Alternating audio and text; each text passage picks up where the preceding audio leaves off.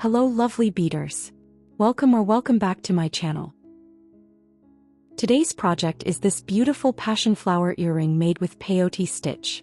It's a very quick and easy to make design, but it has a little secret. The real magic comes from the choice of materials, which perfectly highlights the interesting details of this special modified peyote stitch.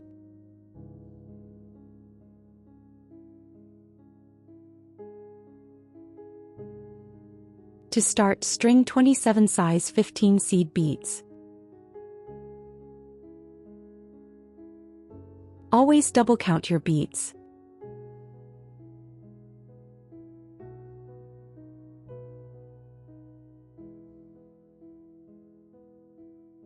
Go through the beads again to form a circle with them.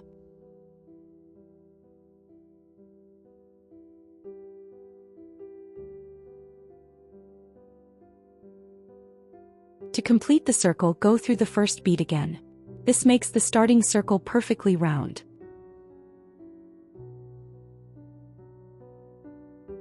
Start a peyote row with size 15 seed beads. This is almost a simple tubular peyote row. When you step out from the first bead, string another bead and go through the third bead, skipping the second. The new bead will sit on top of the second bead. Repeat this until you reach the last two beads.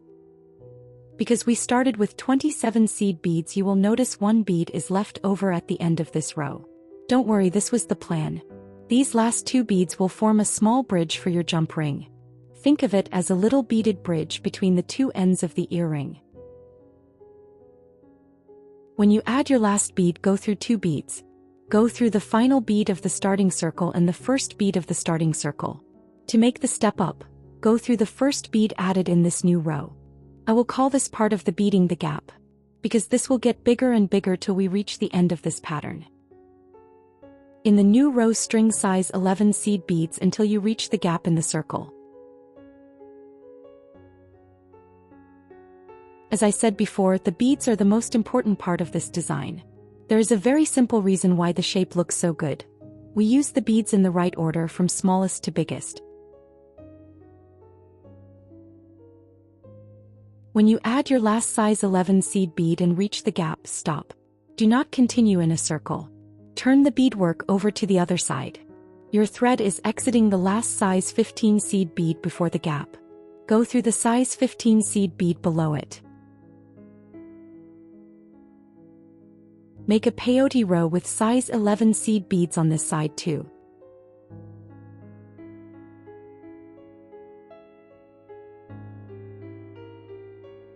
This side is tighter than the other side. You may need to work more to get the beads to snap into place. Keep your thread tight so this row does not get loose. I know this row seems more challenging and slower to bead than the other side, but I have some good news. After this row, beading will get much easier and faster. As the pattern opens up, the gaps between the beads get bigger, giving the new beads plenty of room to snap right into place. So hang in there, the hardest part is almost over.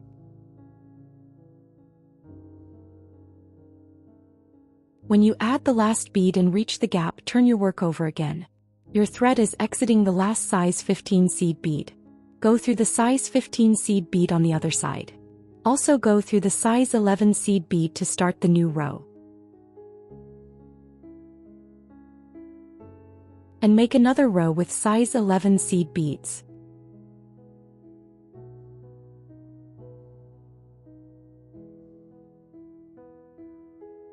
Here's a quick observation for you. Because of the gap, we're using fewer beads in each row now. The first sides had 12 beads, but this row only needs 11. When you reach the gap, go through the size 11 seed bead on the other side and string the size 11 seed beads on this side too.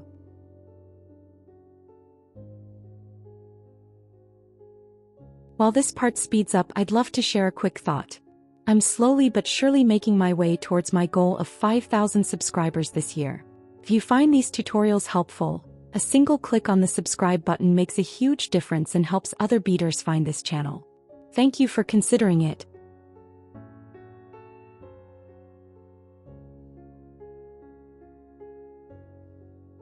You can cut the tail. We no longer need it. I will not need the size 15 and 11 seed beads anymore, and they are in the way. With both sides complete, step up again to the other side. Go through the size 11 seed bead on the other side and also through the first bead of the new row. And start a new row with size 8 seed beads.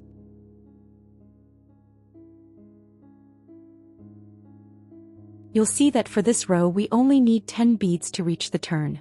Of course, you'll make the turn the same way as before and then simply add 10 beads to the other side too. And here is the turn. Make this side with size 8 seed beads too. Here's a little backstory for this design. It was inspired by a pattern I first saw way back in 2007. I don't remember its name, but the image has stuck with me all these years. This piece is my own little twist on that memory. Almost done. We only need to string the long Magatama row. But first you need to make the turn with the step up.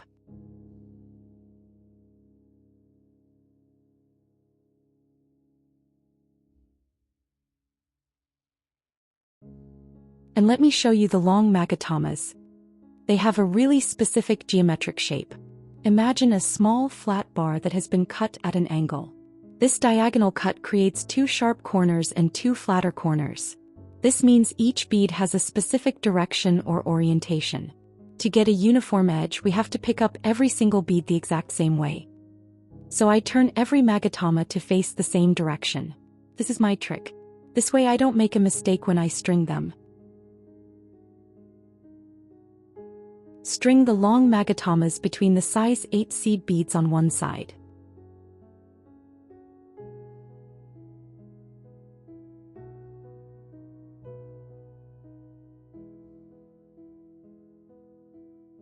You can see that with my trick, all the Magatamas are now pointing in the same direction. But what happens if you add one facing the wrong way? As you can see, that doesn't look right. Now I need to remove that incorrect bead and continue adding the Magatamas in the correct direction. You will add a total of 9 long Magatamas in this row.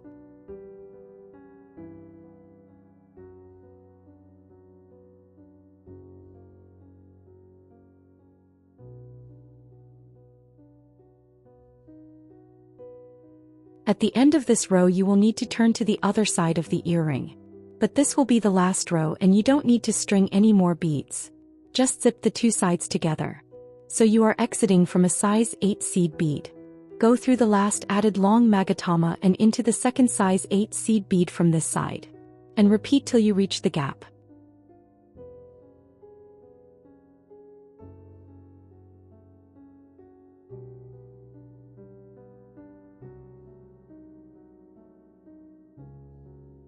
Notice how the Magatamas settle in between the 2 sides. They are pulled into the center, which straightens out the entire earring. It is no longer crooked.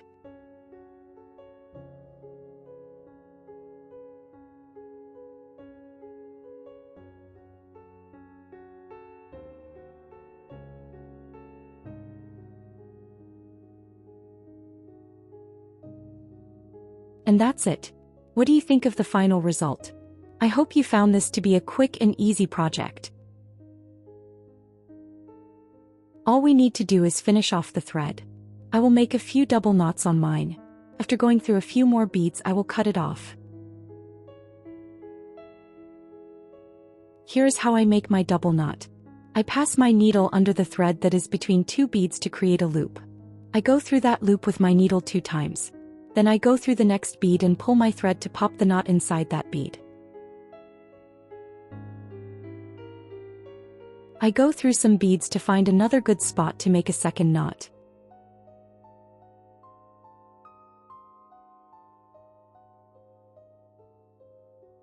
I will repeat this one more time before I cut my thread.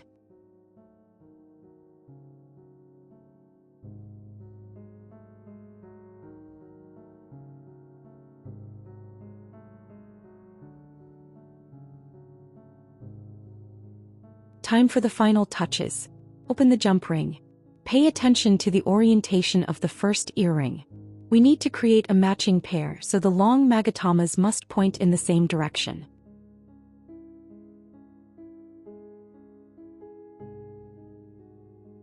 Add the earring hook to the jump ring. Pass the jump ring through the bead bridge.